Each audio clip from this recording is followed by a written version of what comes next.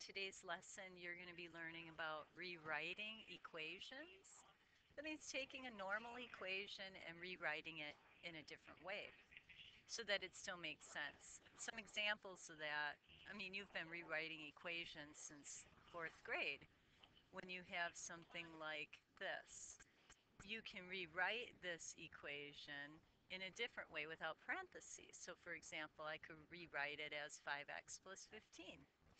Same thing, same exact thing, and I can check it by saying, when x is, I don't know,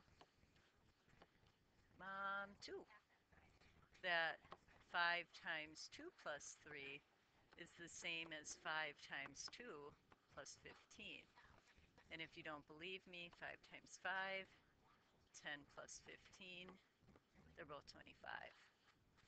And so we're going to be doing that today only with fractions and stuff, because I know a lot of people aren't a big fan of fractions. So let's start that out with this simple fraction, adding these.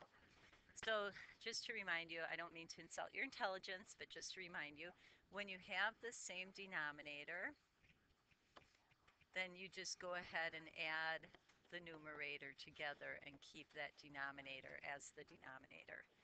And so, for example, in this case, if I had 1/5 of a cup of sugar and I added 3/5 more cups of sugar, then altogether I would have 4/5.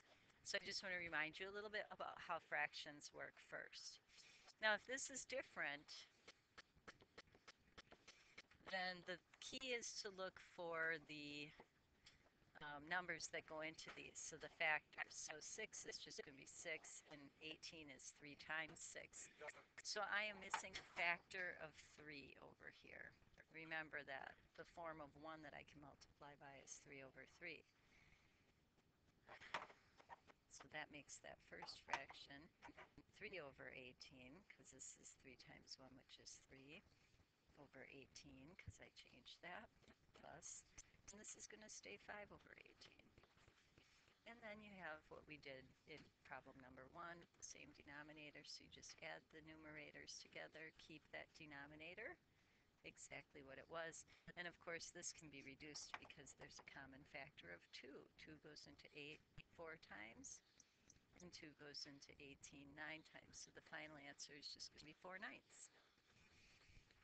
And the last problem is considerably more difficult. If you've been using a calculator for these, you probably have some difficulty with it. 20 and 22, I mean 20 is 2 times 10, and 22 is 2 times 11. So I'm looking for a common denominator, and I see that I have a common factor of 2, so I'll definitely have a factor of 2 in there.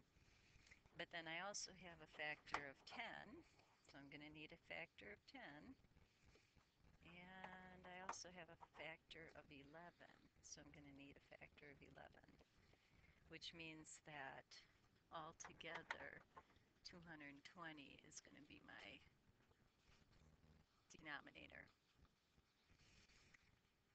So now I look at that first fraction, which was 3 over 20, and I think, what did I need to multiply that?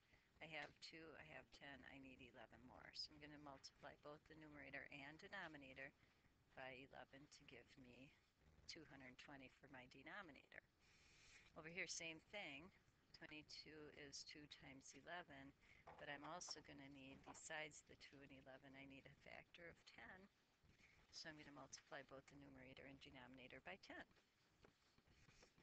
Okay, now I have the same denominator, 220, and different numerators, so I'm just going to simply add those together. 70 plus 33 is 103, and that is how they add. So there's your brief lesson on fractions. Go to the next video for how this fits into the new stuff.